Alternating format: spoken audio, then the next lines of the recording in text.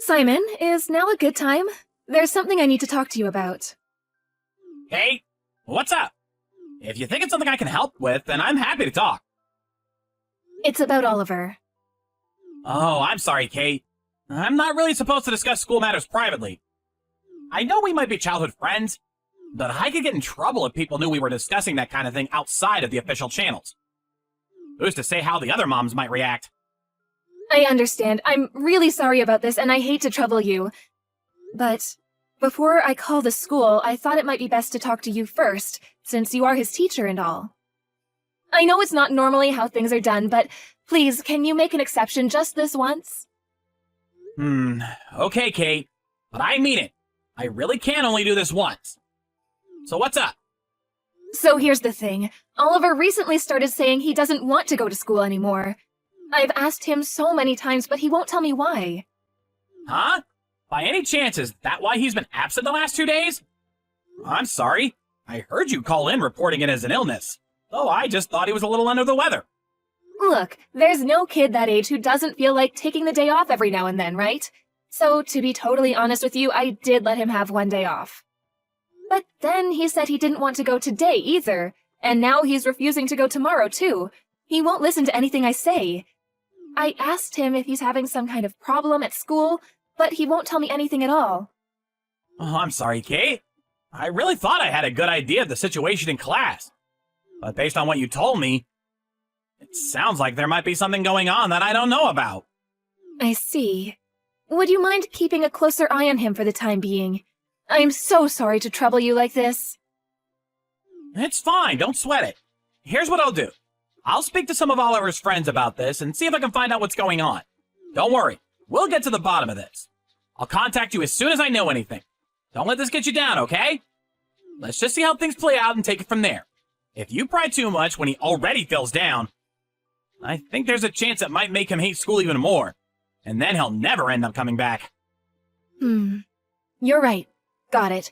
Thank you.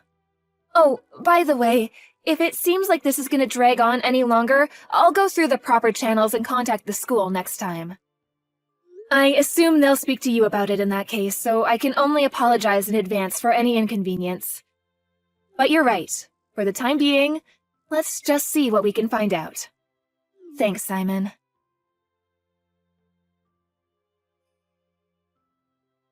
Hey, I haven't heard from you in a while. Is everything okay? If so, look, we've already crossed the Rubicon, so we might as well at least get to the bottom of what's going on with Oliver. Don't worry, okay? I want Oliver back in class more than anyone. Which is why I want you to know you can talk to me if you're still having problems. I want to help you. Oh, sorry. I've been so busy I forgot to reply. Huh? What the hell are you playing at? Your kid's skipping school and you're too busy to reply to me? I didn't know you were that kind of person. Huh, that's funny. I was just about to say the same thing about you. Because I had no idea you'd do something like this. Wait a second. Why are you getting mad at me all of a sudden? What did I do? You told me the other day about why Oliver didn't want to go to school anymore, didn't you? Because he fell out with his friends and felt isolated? Yeah, well, I mean, this kind of thing happens all the time. I couldn't tell you how many times I've seen it. But, you know, his friends said they feel bad and want to apologize. Everyone's waiting for him to come back. They even said they were going to go over to your house and try encouraging him to come back. Yes, and they did, very kindly. But that's not the truth, is it? Because you're the one who turned him into a social pariah in class, aren't you? Me? I'm his teacher. What the hell are you saying? You really think I'd do that to one of my own students? Listen to me. All I'm doing is telling the truth. The truth? Give me a break. You can't seriously be claiming... Do you think there are still teachers around who do that kind of thing? Even elementary school kids have smartphones at this day and age. Our conduct has to be flawless at all times. One wrong move, and suddenly the whole world would be talking about it on social media. Can you just calm down and think about what you're saying? You're right. It really would be unbelievable if there was a teacher acting like that in this day and age. But believe me, I am calm. I am messaging you from a place of calmness. No way. How could you say that? We're childhood friends, damn it! Kate, what reason could I possibly have for wanting to turn your son into the class loner? Oh, I can think of a reason. Because you wanted to take revenge on me for turning down your marriage proposal. Because I married the guy you hated instead. Wow, that? Seriously? Listen to me carefully. I couldn't give 1/10 of a heck about what happened back then. It was over 10 years ago. It's all water under the bridge to me now. Do you really think I still have feelings for you after all this time? I'm over you. I didn't think so before all this, at least. That's why I gave you my phone number when I moved back to our hometown. But it would appear I made a huge mistake. How about you calm down and stop blathering yourself? You're a worn-out old hag with a kid, for God's sakes. Who would want anything to do with you? Stop fantasizing.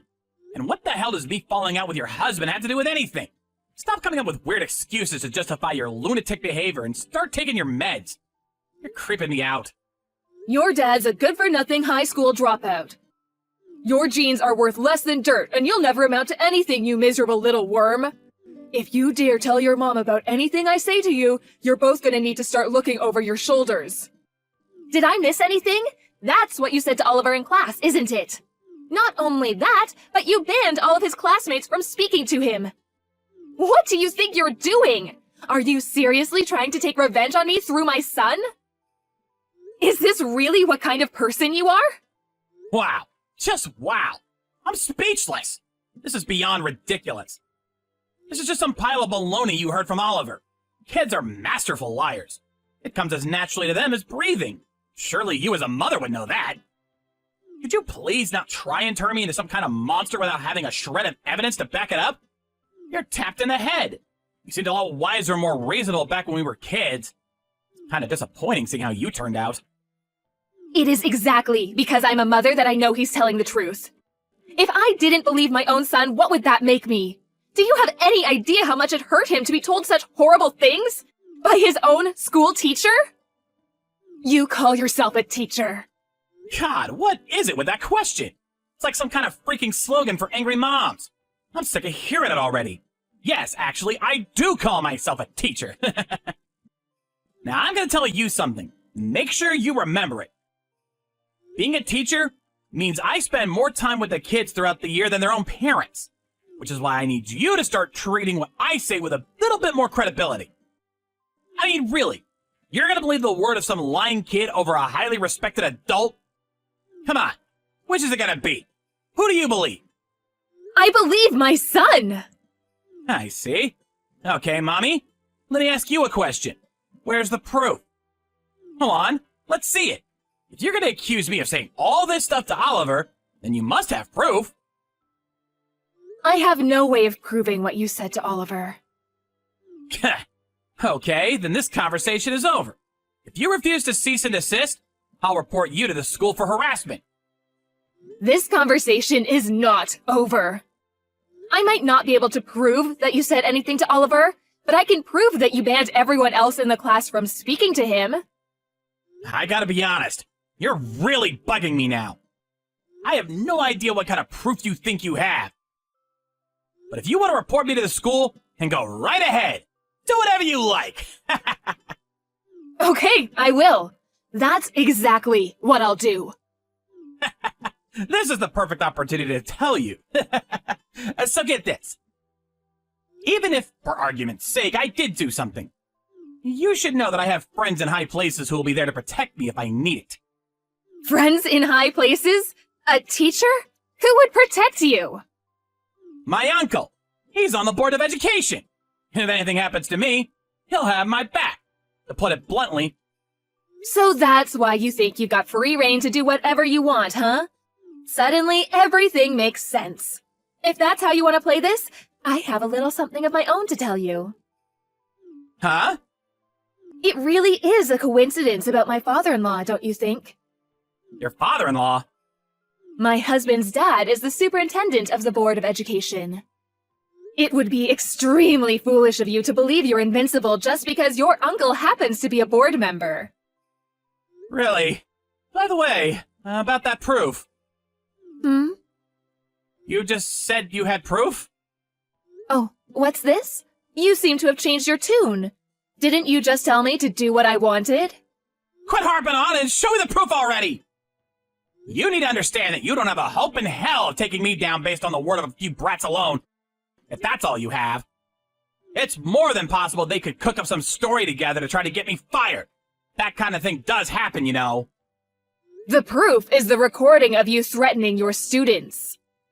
Remember? You said it yourself after all, about how even elementary school kids have smartphones in this day and age. Recording? Cell phones are forbidden in class!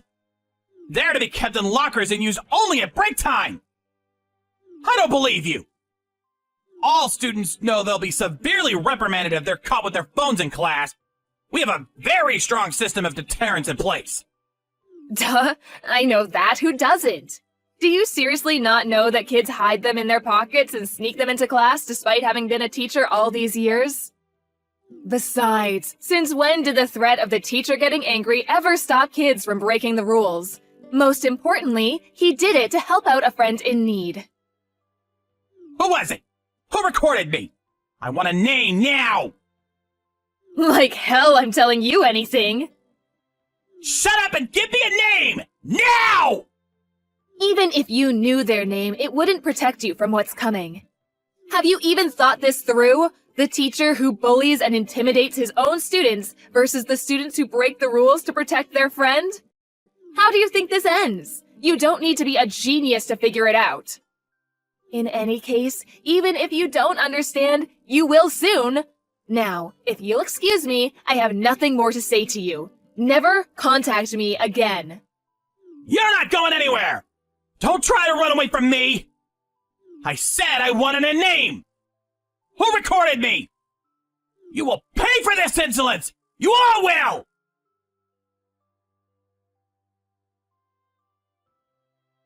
Kate, I think I owe you an apology over what happened with Oliver. I'm truly sorry.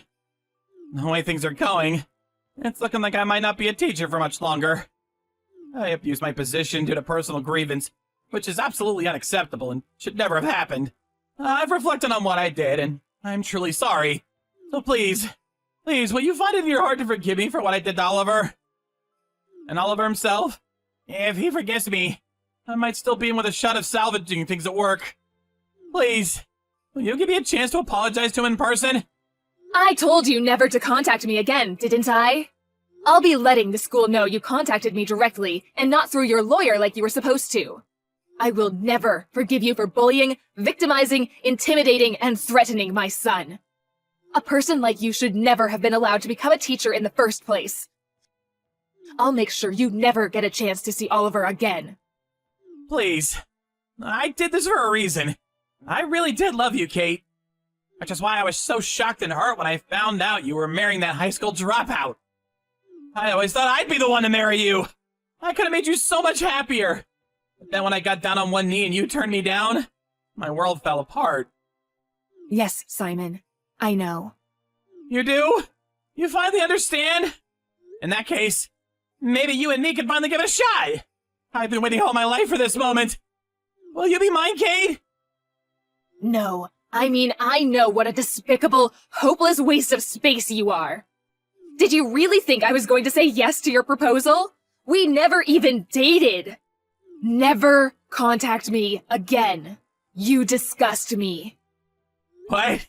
You got some nerve. This was all your fault to begin with. What? If you weren't in my life to begin with, none of this would have ever happened. I would have never developed feelings for you. I never would have proposed to you. And now this. I wouldn't be in this mess either. If you didn't exist, your son wouldn't have just happened to be a student at the school I teach at. I mean, I'm his form teacher? Is this some big cosmic joke? It was bad enough that you rejected me without having to see your husband's offspring set staring at me every day. It couldn't be more humiliating. Why can't you understand how I feel? So you're saying this is all my fault. Good. Your absolute lack of remorse only strengthens my resolve to do what I have to do. Mark my words, you will be dealt with. There is no place for someone so deranged and bitter that they drag their personal affairs into their professional life to the extent of damaging their own students' mental health. If you're so desperate for someone to pull you out of the hole you dug, they're gonna need the mother of all shovels, and you're wasting your time with me. Oh, I know. Your uncle's on the Board of Education, isn't he? Try asking him.